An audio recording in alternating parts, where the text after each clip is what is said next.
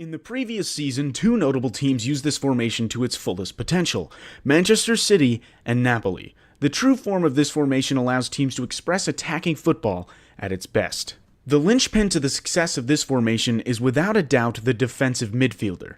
Having a dependable defensive midfielder who covers the backline adequately allows the other central midfielders to venture forward more, giving extra depth to attack. De Bruyne and Silva at City dictated the flow of the game at the best of their abilities, knowing full well Fernandinho would be there to cover them. These two maestros almost never lost the ball, so City was always dominant in possession. In Napoli's case, the defensive mid played a different role. Jorginho would act as a deep-lying playmaker who controlled the tempo of the game, with intricate passing that could be compared to Pirlo's or Xabi's. In every sense, Napoli's game revolved around Jorginho, a stark contrast to Fernandinho's role. Allen played a box-to-box midfielder, contributing to both attack and defense, while Hamsik provided an aggressive style of play, almost operating as a second striker at times. Napoli's football shone at its brightest because of the forward three. Insigne's skill and trickery caused defenders all sorts of problems, while Mertens' successful conversion to a forward player brought a new dimension to Napoli's attack. He would often interchange positions with Hamsik.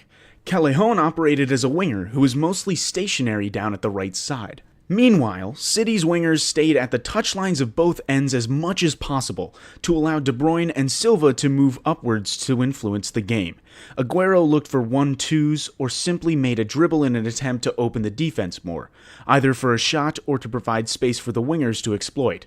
Gabriel Jesus instead held up play and distributed the ball to either Silva or De Bruyne.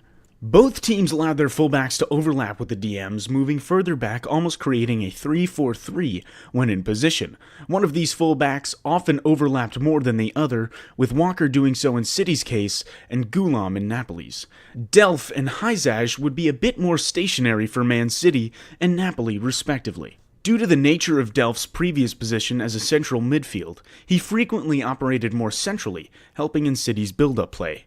In the heart of the defense, Stone's astuteness in passing allowed City to play from the back, whilst Otamendi gave them a more physical presence. Likewise, Albiol and Koulibaly also played similar roles to Stones and Otamendi at Napoli. The fluidity and flexibility of this formation allow for variations in attacks, and gives players the freedom to play expansive football. It's no wonder why City and Napoli gained so many plaudits for their exquisite style of plays.